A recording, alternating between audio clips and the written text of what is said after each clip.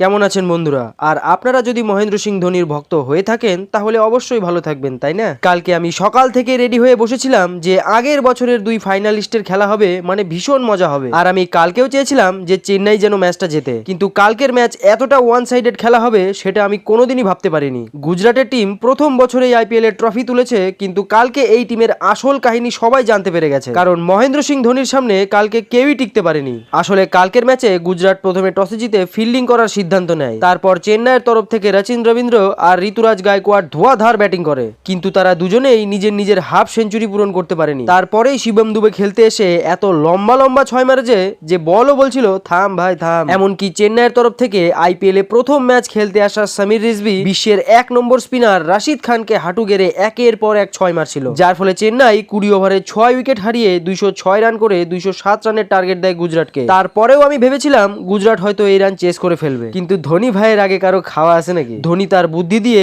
এত সুন্দর জালে পেঁচিয়ে ফেলে গুজরাটকে যে গুজরাটের খেলা দেখে মনে হচ্ছিল তারা টি-20 না টেস্ট ম্যাচ খেলতে এসেছে। আর বাকি ম্যাচ তো ধোনি ক্যাচ ধরেই শেষ করে দেয়। 42 বছর বয়সেও ধোনি এমন ভাবে লাফালাফি করছে, ড্রাইভ দিচ্ছে যেন মনে হচ্ছে 16 বছরের বাচ্চা, যার ফলে আমরা দেখতে পাই এই সিজনের সব থেকে ফালতু আর বোরিং ম্যাচ, যেখানে গুজরাটের টিম 63 রানে হেরে যায় চেন্নাইয়ের সাথে।